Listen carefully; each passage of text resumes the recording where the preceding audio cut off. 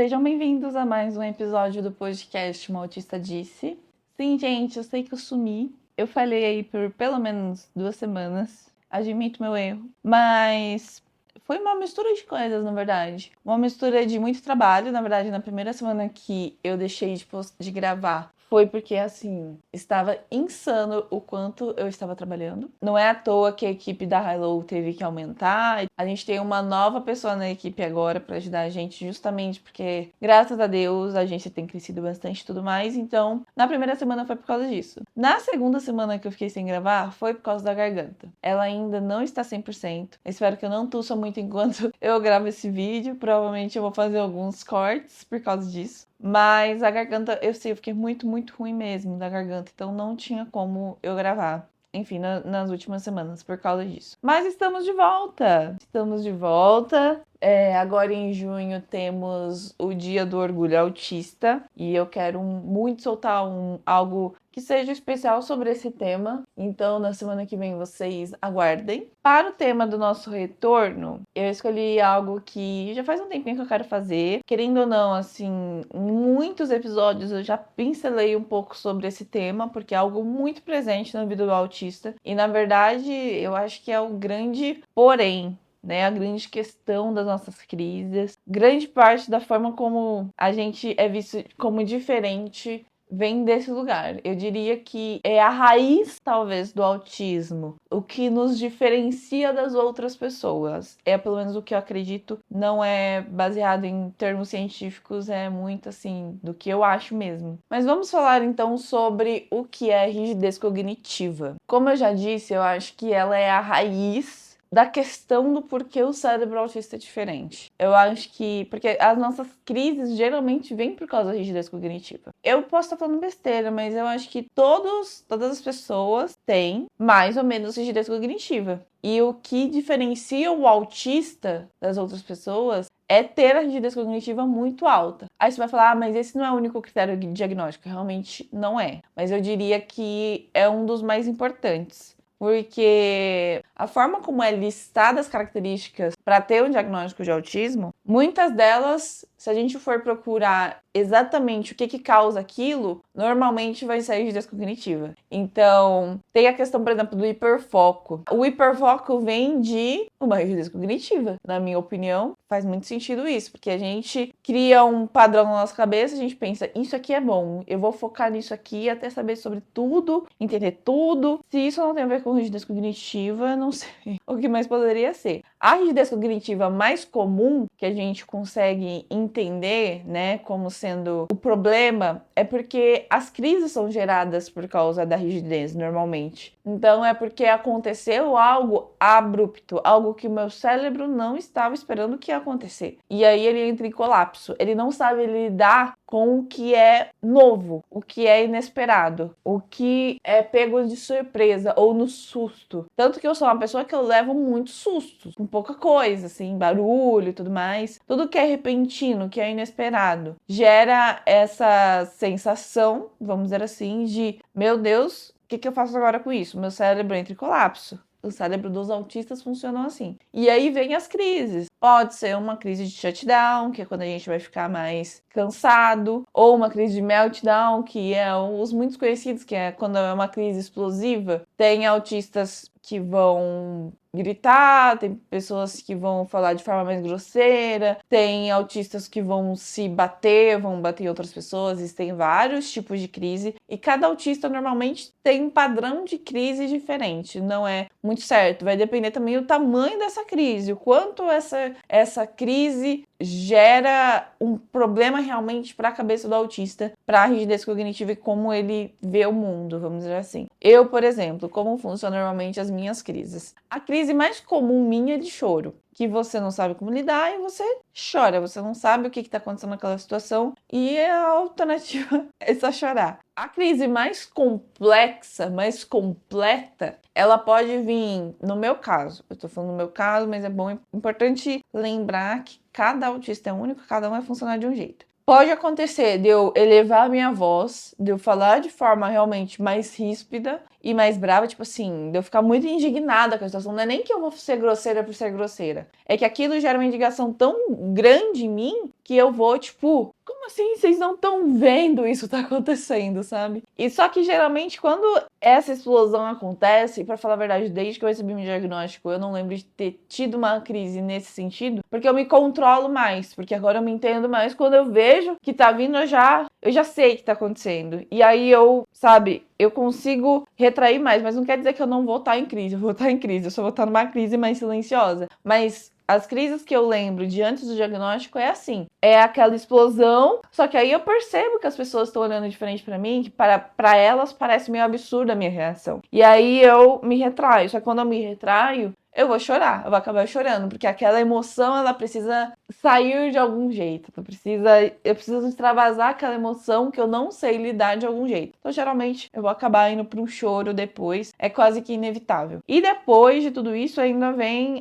muitas vezes, o shutdown logo em seguida, que é quando a gente tá cansado, a gente tá exausto. Porque essa crise, geralmente, pra mim, né, ela vai passar de verdade depois de um sono. Às vezes, não tem o meltdown, essa crise explosiva, nem o choro, mas eu tô muito, muito cansada. E às vezes, não é um cansado, é diferente o cansaço de sono e o cansaço do shutdown, que é diferente, parece que o corpo fica pesado, é uma sensação diferente. E às vezes no shutdown, meia horinha que eu deito e eu tiro um cochilo, já me renova. Porque é como se a bateria estivesse acabando, literalmente, do nosso corpo. E aí a gente, geralmente pra mim, se for uma crise desse tipo um pouco mais leve, meia hora de sono já recupera minhas energias, até o carisma, assim, eu já consigo melhorar. Tentando explicar de forma mais simples possível o que é a rigidez cognitiva, é a dificuldade de lidar com mudanças. É a rigidez que existe dentro do nosso cérebro, que é quando a gente, ao lidar com algo inesperado, algo que não estava no nosso planejamento, o cérebro meio que entra em colapso. É como se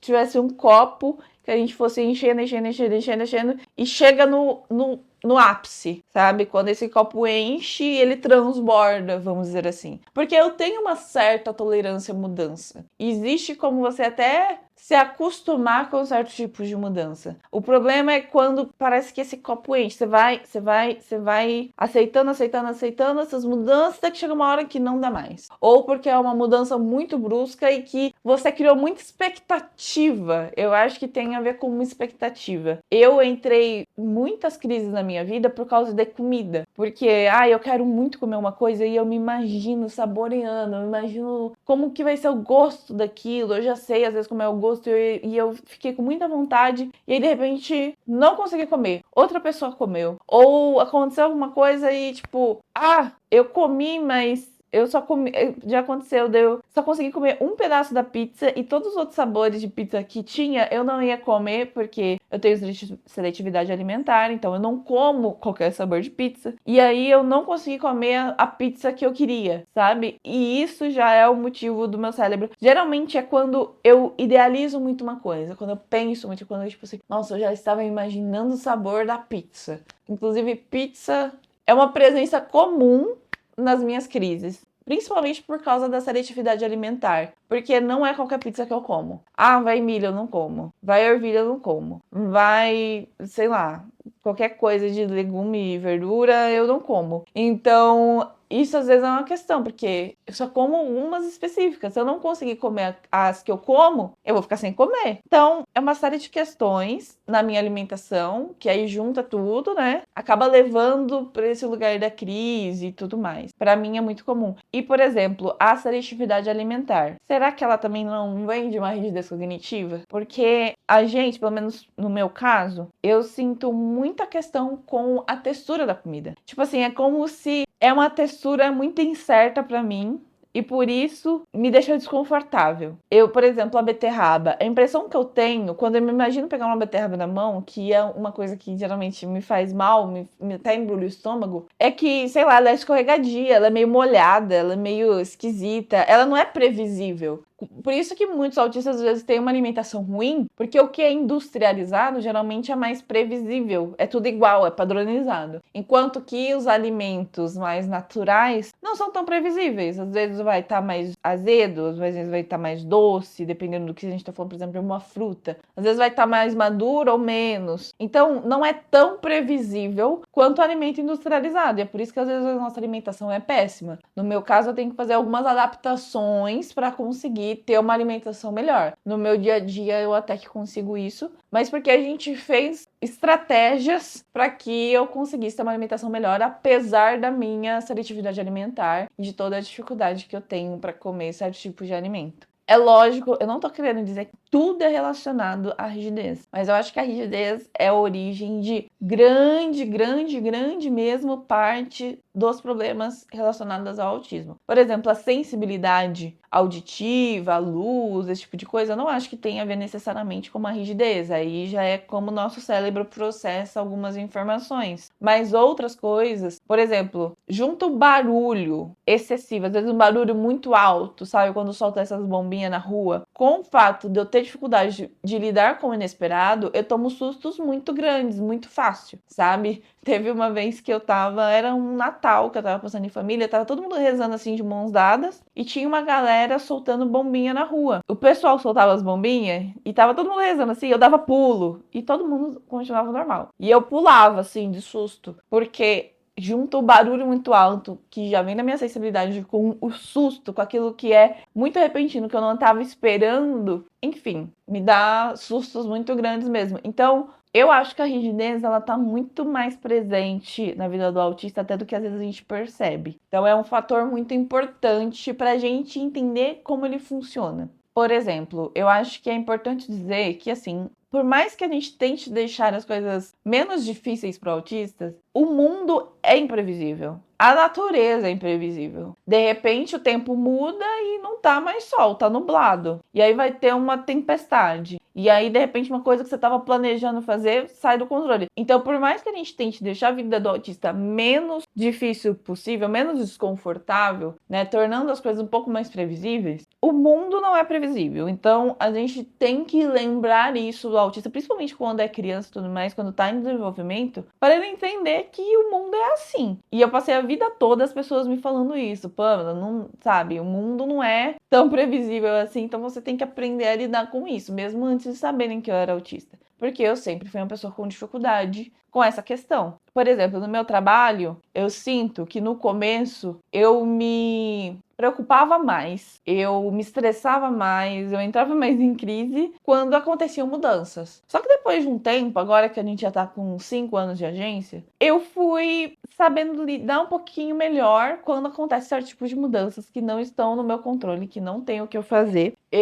Eu fui aprendendo a lidar de uma forma um pouco mais tranquila. Mas por quê? Por causa da repetição. Aconteceu uma vez, eu tive que lidar. Aconteceu outra, eu tive que lidar. Chega uma hora que você vai ficar tipo, ai, quer saber? É isso. Não tem o que fazer. E paciência. Então a gente precisa acostumar um pouquinho com o que não é previsível, com o que não estava sendo esperado. E no trabalho eu vejo isso como um exemplo importante que a gente precisa se acostumar que algumas coisas vão sair do nosso controle. É lógico que nem tudo quer dizer que, porque agora eu acostumei, eu não vou ter mais crise. Não quer dizer isso. Mas quer dizer que talvez eu consiga controlar um pouco mais. E eu acho que principalmente por causa do diagnóstico, eu já sei que aquela mudança me afeta e eu já me controlo muito mais, sabe? Eu pelo menos tento fazer isso o melhor possível. Então, o diagnóstico é importante para isso, mas a gente entender que também o que o autismo significa, o que as crises significam, o que a rigidez cognitiva é, como ela funciona, pra gente se preservar, pra gente preservar o nosso emocional, pra gente preservar a nossa imagem, porque sim, as pessoas podem se assustar como a crise de uma pessoa autista. E eu não sei se isso é 100% saudável, ficar controlando crise. Mas é a forma como eu escolho lidar. Eu não sei se isso é recomendável, a gente ficar se podando.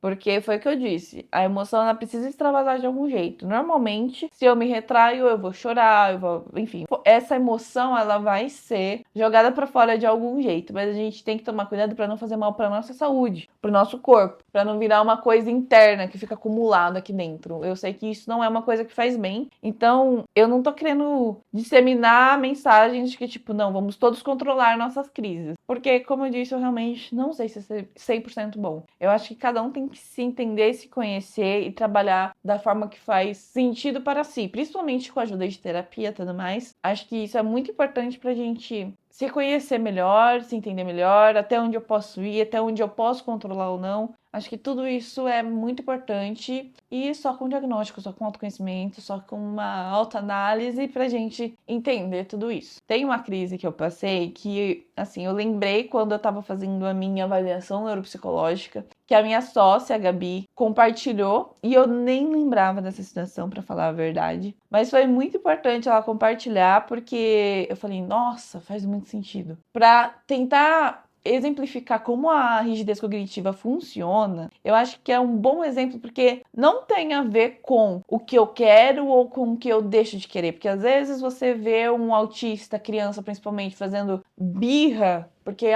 algo saiu do controle dele e você acha que, é só birra, é só porque ele não teve o que ele quis. Mas às vezes não é isso.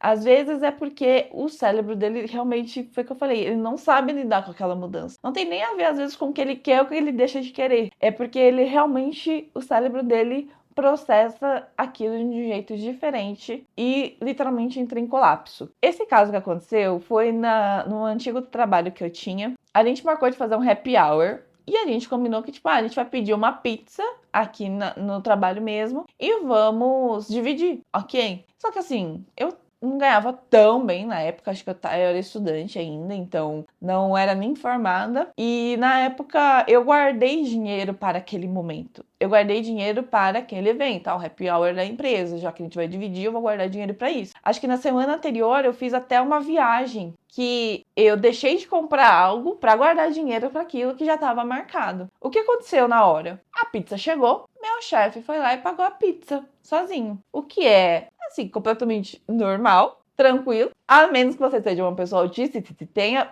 programado para pagar aquela pizza.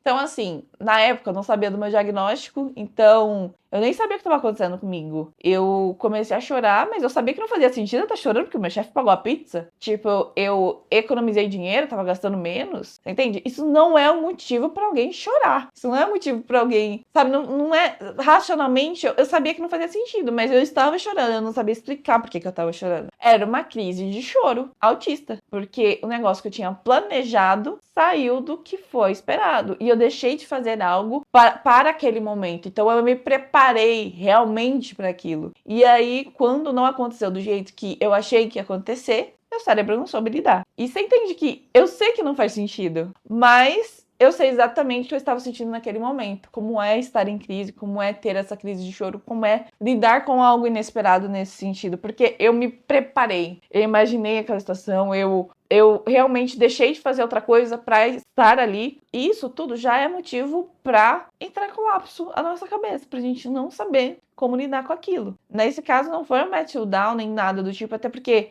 eu sabia que racionalmente não fazia nenhum sentido eu estar chorando, mas eu estava chorando. Eu não sabia explicar porque eu estava chorando. Porque no final eu sabia que era bom meu chefe estar pagando e eu estar economizando dinheiro. Você entende? Meu chefe não fez nada de errado, ninguém fez nada de errado. Só que eu não soube lidar. O meu cérebro não estava preparado para aquilo que não estava previsto acontecer. Então, você entende como que a rigidez cognitiva funciona? Não é sobre o que eu quero ou o que eu não quero. Porque, racionalmente falando, é até melhor que meu chefe pague a pizza. O problema é que eu não imaginei que aquilo fosse acontecer. Eu me programei para outra coisa. Eu me preparei para aquilo.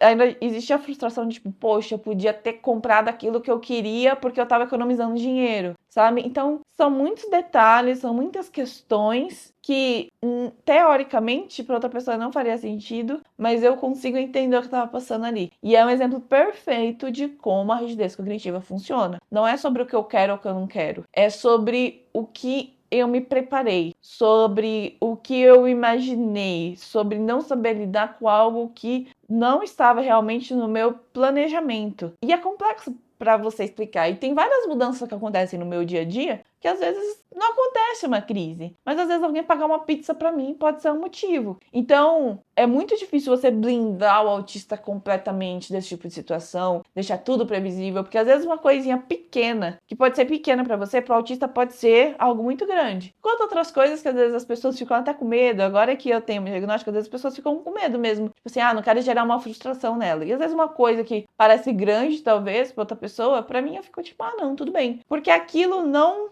foi impactado de forma tão grande na minha cabeça. Eu não, às vezes, não tive um planejamento tão grande, não pensei muito sobre aquilo. Então, tipo, mudou, tá tudo bem. Vamos ter que ir pra outro lugar, tá tudo bem. Depende do quanto expectativa eu acho que eu crio daquilo, sabe? Porque o meu cérebro gosta muito de pensar no futuro. A gente se planeja muito pro futuro e vem também de uma ansiedade, que eu acho que é comum aí na grande maioria dos autistas. E aí, quando frustra aquilo, a gente não sabe como lidar e a crise vem e não tem o que fazer. E eu acho que você se conhecendo, pelo menos você consegue aprender a lidar com isso, com essa crise de uma forma melhor. E só para finalizar, porque eu não quero que esse episódio fique muito grande, como alguns vêm ficando, é importante falar que a questão do senso de justiça muito presente no autista também vem da rigidez cognitiva. Porque autistas são muito justos. Realmente, a gente gosta de muito certo. Por quê? Por causa da rigidez cognitiva. Não é que a gente é anjos, nossa, que seres iluminados, que eles gostam de fazer tudo certo, como eles são maravilhosos, vem da rigidez cognitiva. Às vezes, eu sinceramente não acho isso 100% ruim, porque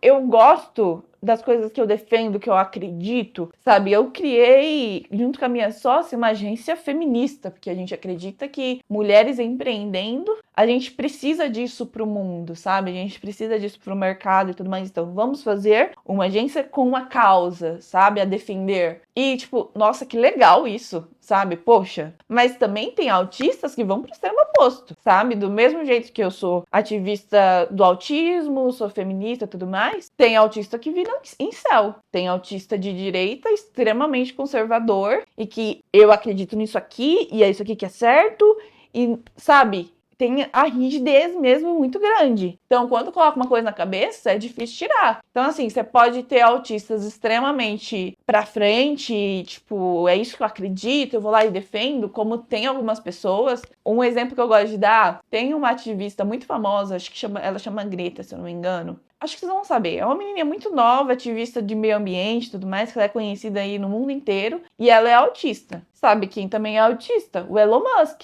Então, assim, não é a rigidez cognitiva que vai definir que o caráter do autista vai ser, né, uma coisa incrível. Pode ser muito bom, como pode ser muito ruim. Como no meu caso, eu acho que é bom para algumas coisas, porque eu me tornei ativista de algumas causas, por causa também da rigidez cognitiva, mas pode ser ruim no momento de crise, por exemplo. E uma coisa que foi muito afetada na minha vida, é muito afetada constantemente, por causa da rigidez cognitiva, é porque esse senso de justiça que a gente tem já me fez discutir com pessoas que têm pensamentos muito diferentes de mim. Pessoas da minha família, por exemplo. E aí existem discussões que, tipo assim, depois que houve essa discussão, nunca mais troquei uma palavra com a pessoa, porque a gente tem pensamentos muito diferentes. Tem pessoas da minha família que eu sei que não adianta discutir. Depois que eu passei por essa discussão, que eu até me afastei de algumas pessoas da minha família, eu tava bem na época ali da avaliação neuropsicológica, então eu já tava descobrindo o meu diagnóstico, e aí eu percebi como que as coisas funcionam pra mim. Aí eu tenho outras pessoas na minha família que eu sei que se eu discutir vai dar problema também, e aí eu evito a discussão. E aí quando existe alguma questão que eu vejo que a pessoa tá falando, eu tô discordando, eu sei que eu vou querer bater de frente, eu sei que eu vou querer falar, porque eu não aguento ouvir essas coisas caladas. E isso acontece por causa da rigidez cognitiva. Tô falando que eu tô errada? Não, porque eu acho que também eu me sinto sendo conivente quando eu ouço algo errado, quando eu ouço uma fala machista, racista, homofóbica, e fico quieta. E eu me orgulho disso. Eu me orgulho de ser do jeito que eu sou, sabe? Eu não acho que isso é algo ruim. Só que a forma como eu reajo às vezes é ruim. Porque tem pessoas que não adianta discutir. Tem uma pessoa na minha família que eu sei que ele é muito rígido. Eu sei que ele também tem a cabeça que é assim. Eu acredito nisso, é isso, isso e isso, e ninguém vai tirar aquilo da cabeça dele. Eu vou ficar discutindo pra quê? Então, quando acontece esse tipo de situação com esse tipo de pessoa, eu me retiro do local. É melhor eu me preservar, me retirar do que eu ficar discutindo com uma pessoa que eu sei que a cabeça é muito dura, que não tem. Não adianta eu discutir. Eu não vou conseguir mudar o pensamento daquela pessoa. Ela vai tentar mudar o meu, eu vou tentar mudar o dela. E ninguém vai conseguir nada nessa história. Então, hoje em dia, sabendo o meu diagnóstico, sabendo como funciona a rigidez cognitiva, sabendo que esse senso de justiça não é algo necessariamente ruim, mas que a forma como eu reajo pode não ser boa e com algumas pessoas não adianta discutir, eu tento me preservar. Mas isso só aconteceu por causa de diagnóstico, por causa de autoconhecimento, por causa de entender como a rigidez cognitiva funciona. Então, esse senso de justiça, ele vem da rigidez cognitiva, isso é muito claro. Ele pode ser algo bom em algumas situações, ele pode ser algo muito positivo, mas ele também, até isso pode atrapalhar a nossa vida, sabe? Então é importante dizer porque autistas não são todos, nossa, que pessoas incríveis por causa disso, por causa do senso de justiça. Porque, às vezes, o que a pessoa considera justo não é o que você acha justo. Então, esse senso de justiça pode variar de algumas pessoas. Existem muitos autistas que são ativistas, muitos autistas que trabalham em muitas causas e tudo mais, que são pessoas realmente que eu considero, né, com pensamento muito pra frente e tudo mais, mas tem aqueles conservadores que também, por terem crescido acreditando em algo conservador, vai levar isso até o fim da vida. E não tem o que fazer, não tem como mudar. E às vezes não vale a pena discutir com esse tipo de pessoa também. Então é importante lembrar que a rigidez cognitiva também tem a ver com isso. O senso de justiça. Eu me orgulho do meu senso de justiça. Eu me orgulho sim, mas ele nem sempre vai ser uma coisa boa. Principalmente dependendo da pessoa.